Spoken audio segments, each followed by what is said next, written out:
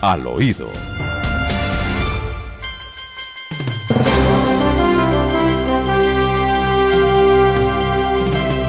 Bueno, Demar, nadie nos prohíbe que nos tomemos una buena taza de café a estas horas de la mañana, ¿no es cierto?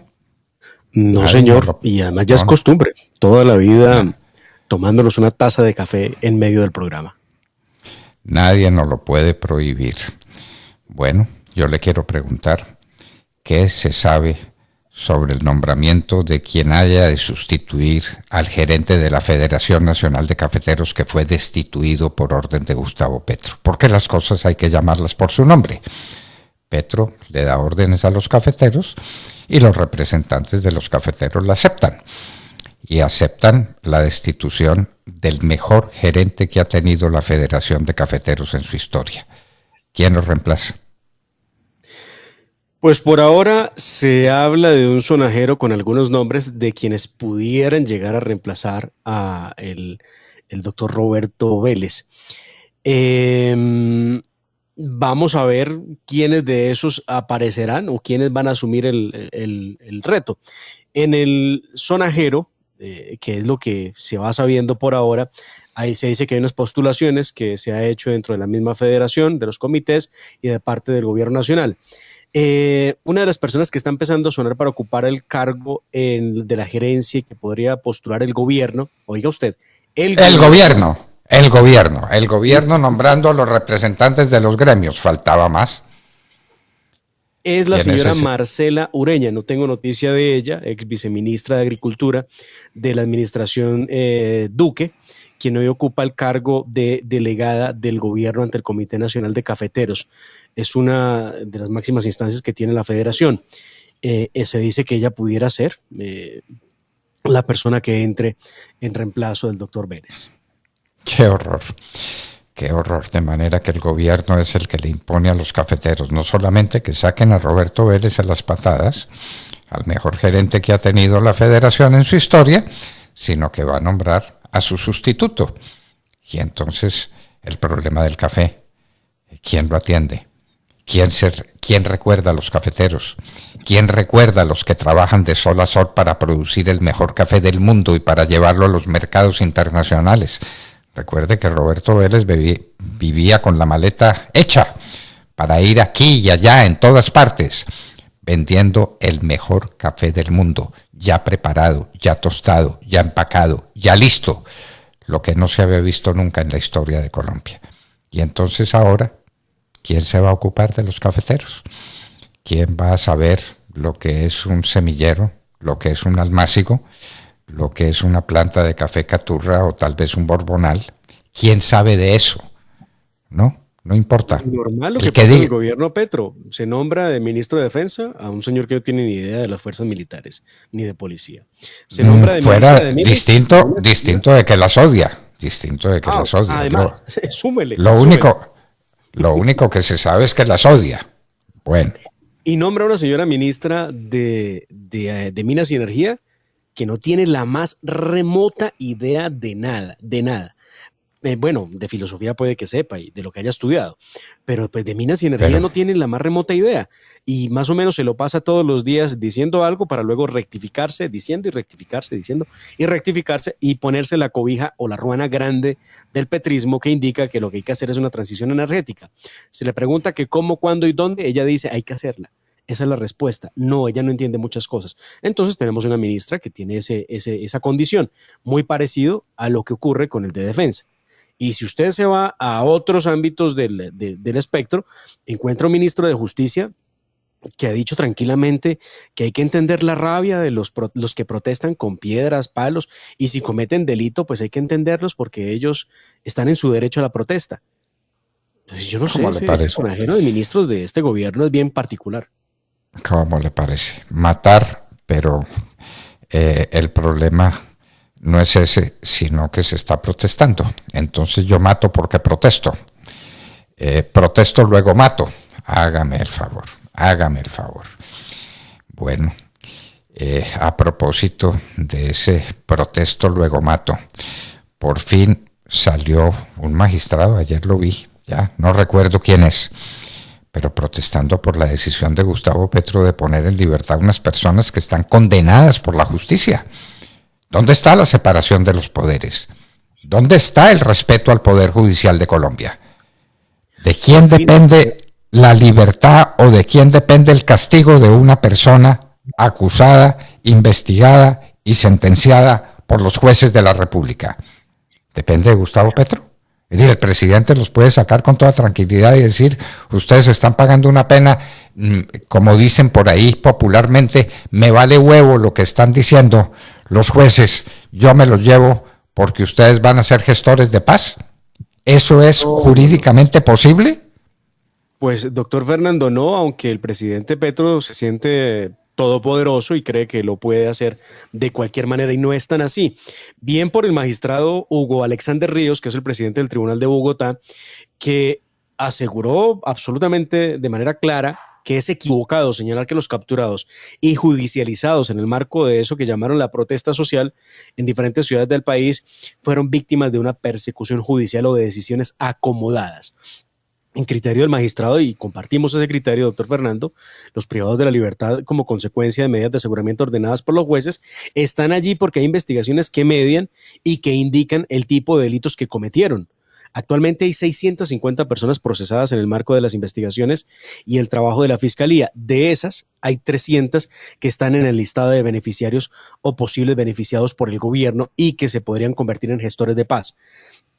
Él, digamos, no opinó sobre cómo se hace ese proceso, pero advierte que no pueden salir ahora a señalar a los jueces de querer entorpecer el proceso que pretende el presidente Petro y, peor todavía, señalar a los jueces de haber detenido de manera ilegal o haber privado de la libertad de manera ilegal a estos sujetos que han sido judicializados con base en investigaciones y pruebas que tiene la Fiscalía en su poder.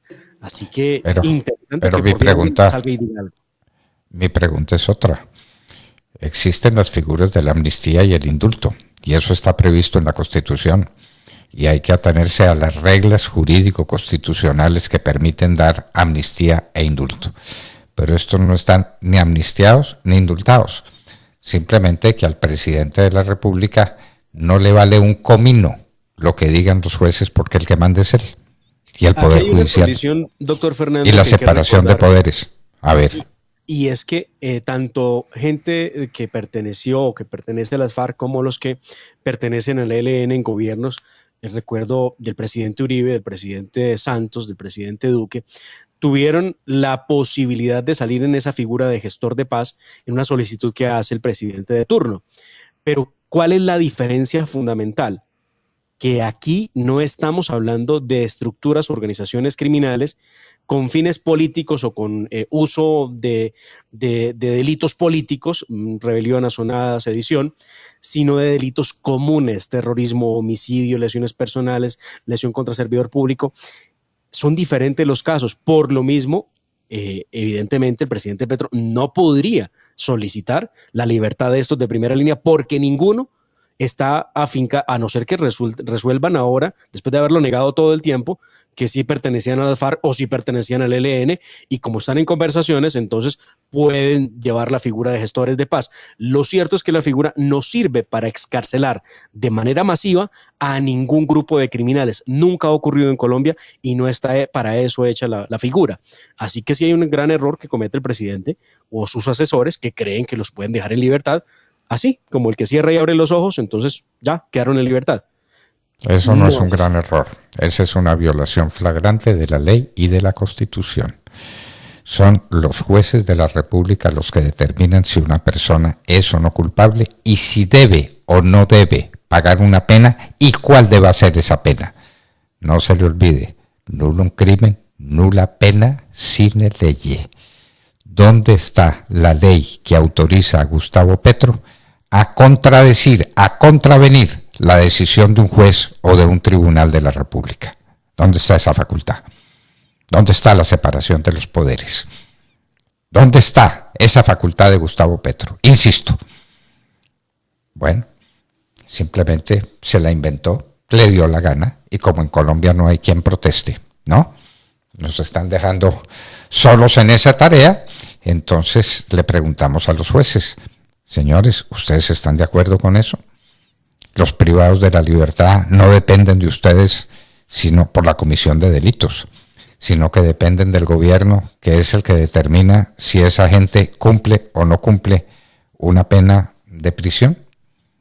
Bueno, entonces los liberan, los sacan de la cárcel contra la decisión de un juez que dice deben estar en la cárcel.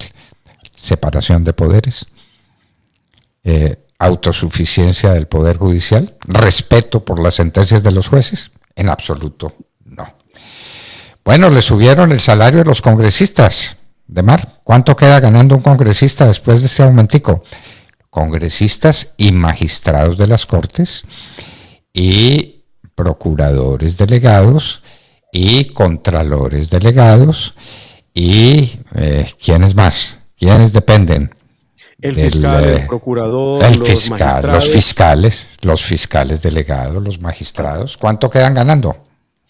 Actualmente el salario para estos altos dignatarios, doctor Fernando, se ubica en 35.316.445. Tendrán un pequeño aumento, ironía, de 2.563.973 pesos para recibir a partir del año 2023 un salario de 37.880.418 pesos. 38 millones de pesos, para resumir, para redondear. 38 millones de pesos distribuidos de manera que les permita no pagar impuestos. No se le olvide. Eso no son 38 millones de pesos de salario sobre los que pagan impuestos, sino que ahí van gastos de representación y otras figuras que los hacen invulnerables al pago de impuestos. Son 38 millones de pesos, casi todos libres de impuestos. ¿Cómo le parece? Sí, creo que no recuerdo exactamente, y aquí me excusan ustedes el problema de memoria mío, pero estaba como alrededor de los 6 o 7 millones de pesos sobre lo que ellos pagan impuesto. El resto no paga, obviamente. Por eso, entonces, de 38 pagan impuestos por 6, no pagan impuestos por 32. Y tranquilos. Entonces, ese es un salario de mucho más de 38 millones de pesos. Ese es un salario de 42 o 45 millones de pesos. Habría que hacer la cuenta. En el gobierno del cambio prometieron que no iban a subir el salario de los congresistas y pues es que no es un tema de promesas porque no pues hay una norma que establece ese ajuste, es una norma constitucional y tiene que hacerlo. Bueno, el presidente habrá tomado alguna razón o bueno, la Contraloría es la que da la razón para el ajuste que tiene que hacerse de acuerdo a un documento que se envía. Pero el caso es que no era de promesa, no era decir es que les vamos a bajar el salario, no, hay que tramitar proyectos de acto legislativo que reformen la Constitución, pero nadie se atreve a tocar ni a los fiscales ni a los magistrados para bajarles el salario. Así que será una discusión eterna que nunca va a terminar. Porque se habla solamente del salario de los congresistas. Ojo, también salario de los magistrados. Ojo, ojo. Un magistrado de alta corte está ganando lo mismo y tiene los mismos, las mismas rebajas en el pago de los impuestos, el mismo régimen de los congresistas. Y así pasa con los procuradores delegados, y así pasa con los contralores delegados, y así pasa con los fiscales delegados, y así pasa con muchos que mejor ni mencionar, ¿no es cierto? 38 millones de pesos, casi todos libres de impuestos. El que paga impuestos por 6 o 7 millones de pesos ya paga muy pocos impuestos. Muy bien. ¿Qué pasa con la reforma política? Que dice usted que está en problemas. ¿Por qué? La reforma política tiene problemas. Ayer hubo casi 4 horas de debate en la plenaria de la Cámara de Representantes y al final de cuentas se necesitó la suspensión de la votación del proyecto de acto legislativo que establece esa reforma política que, entre otras, les recuerdo a ustedes, permite el transfugismo por una sola vez para que los partidos, los congresistas que se sienten atrapados en un partido puedan ir corriendo a uno que les ofrezca mejor condición. Por ejemplo, muchos hoy dicen qué delicia estar en el pacto histórico, entonces muchos irían corriendo para allá. Se dice que de hecho ese artículo está hecho a la medida para que eso ocurra y pacto se vuelva la fuerza política más importante y más grande del país. permite también que puedan saltar del Congreso al Ejecutivo para convertirse en ministros o directores de departamento. El caso es que ha habido tremendo revolcón por cuenta de que inclusive los partidos que no son de oposición están molestos, Partido Liberal, Partido de la U, no han hecho esperar sus reparos, porque dicen que qué necesidad había de volver a incluir artículos que ya habían sido eliminados, dos esencialmente, en el debate en la Comisión Primera de la Cámara. El voto obligatorio y la reducción de la edad mínima para ser representante de la Cámara, que quedaría en 18 años, para ser senador quedarían 25 años. Ante esa reviviscencia que hacen de esos dos artículos, pues dicen los mismos partidos que están apoyando al gobierno Petro, nosotros queremos la reforma política, pero tampoco la van a pasar a ustedes a como quieran. Entonces, tuvieron que levantar el quórum para evitar que se hundiera el proyecto. Vamos a ver si hoy lo citan nuevamente para intentar aprobarlo. Asunto muy parecido, doctor Fernando, y aprovecho, va a ocurrir o está ocurriendo con la famosa reforma al Código Electoral. Recibe todo el rechazo de bancadas que son de FARC Comunes, del Partido Verde, y se me escapa alguno otro, bueno, y otros como Humberto de la Calle, como J.P. Hernández, como Ariel Ávila, que pertenece a los Verdes, que han dicho, nosotros no le vamos a caminar a eso, siendo es un proyecto del señor registrador, apoyado por el presidente Gustavo Petro, por supuesto, porque está dando fuerza para que ese código se apruebe. El voto electrónico. Ay, el negocito que hay ahí. Ay, el que fabrica las maquinitas. Ay, el que maneja el software. Ay, cuánto negocito hay detrás de esa grandísima porquería política. De manera pues que seguramente así empezó Tibisay Lucena en Venezuela, ¿no es cierto? Seguramente así empezó. Y mire usted en lo que terminó ese pobre país. ¿Qué pasa con Juan Manuel Corso? Juan Manuel Corso, que no creo que se escriba con Z. Sí, creo señor, su apellido sí se escribe con Z, sí, señor, sí. ¿Sí? Sí, ese Corso es con Z. Muy bien. ¿Qué pasa? Juan Manuel Corso, recordemos, doctor Fernando, un hombre de las toldas del Partido Conservador, de las toldas azules, fue nombrado recientemente por el presidente Gustavo Petro como embajador de Colombia en el Paraguay. Eso fue un nombramiento que no gustó en lo absoluto a los petristas. Varios seguidores de Gustavo Petro lo criticaron muy duro a través de las redes sociales. De hecho, uno de los defensores de Gustavo Petro y su política, que es el abogado Miguel Ángel del Río, escribió lo siguiente en su cuenta de Twitter, y esto deja ver gran parte de lo que piensa el petrismo frente a esa designación. Inaceptable el nombramiento de Juan Manuel Corso como embajador, un hombre que representa todo lo que hemos enfrentado. Pues muy bien, aunque no les gustara, pues el Partido Conservador tiene una embajada más. Así que tienen que aguantarse, porque además el Partido Conservador hoy es partido de gobierno, no es un partido de oposición, ni tampoco independiente.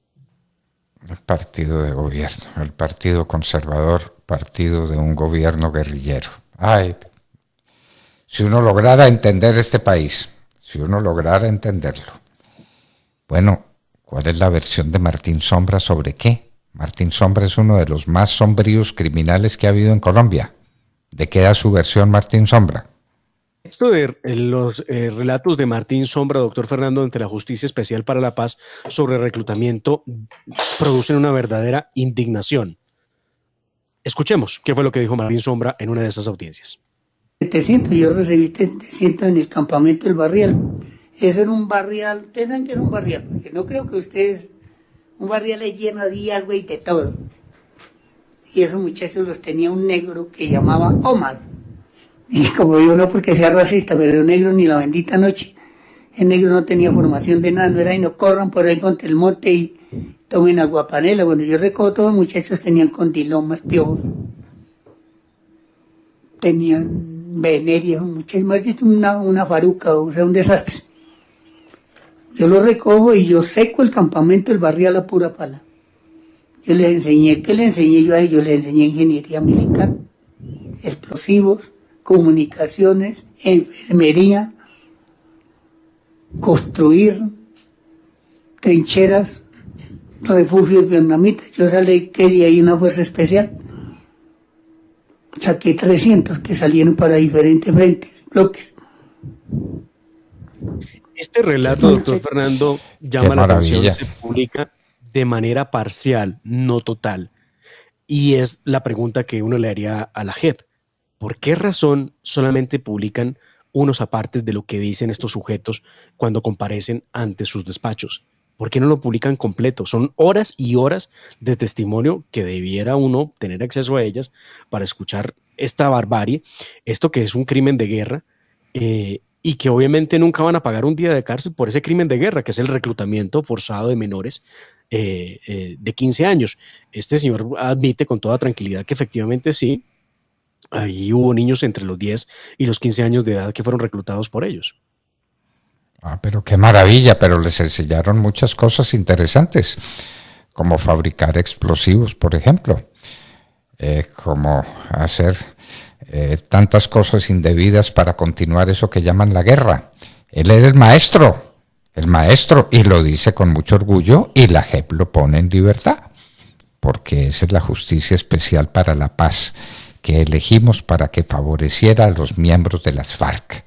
Son unos farianos disfrazados de magistrados, con toga y birrete que les da la nación.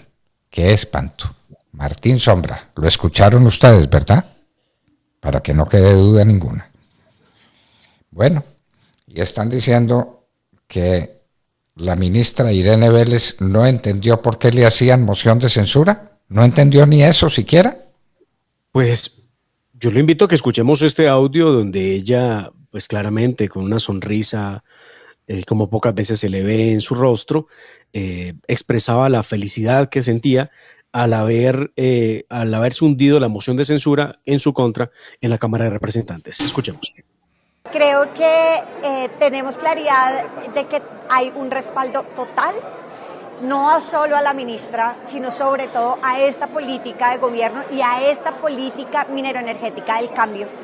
Es muy importante para nosotros tener esta confianza porque significa que estamos haciendo las cosas bien, que la transición energética justa va por buen camino, que tenemos espacio político para seguir construyendo la reforma al Código de Minas y porque estamos seguros de que podemos seguir tejiendo de la mano del Congreso.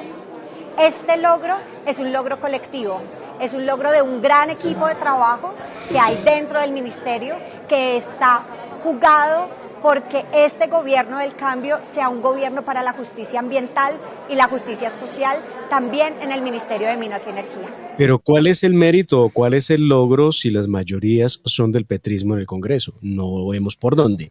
El resultado de la votación de la moción de censura que se produjo el día de ayer fue de 24 votos por el sí a la moción o para la salida de la ministra y 132 por el no. Ella no entendió definitivamente en qué consistía la moción, por qué se la hacían, y no se refiere ella a sus propias declaraciones, ¿no? Que son las que provocan el terror, el miedo, la zozobra en los inversionistas que dicen, un momento, pero uno cómo puede invertir en Colombia con este tipo de declaraciones donde dicen es que aquí no va a haber más exploración y explotación, y es una palabra, y es lo que dijimos, y se cumplirá. Eso es lo que ella no entendió. Bueno, ella no entendió nada del gobierno, no entiende nada de este gobierno, no sabe nada. Pero ¿para dónde nos lleva, Dios mío? ¿Para dónde nos lleva? Nos van a dejar sin petróleo y sin gas, sin inversión extranjera, sin recursos para sobrevivir. ¿Quién va a invertir en Colombia en estas condiciones? Vaya usted, sépalo. Bueno, con una buena taza de café al frente, saludábamos la mañana y les hablábamos al oído. 7:45 minutos. Acceda desde cualquier parte del mundo a www.lahoradelaverdad.com.co.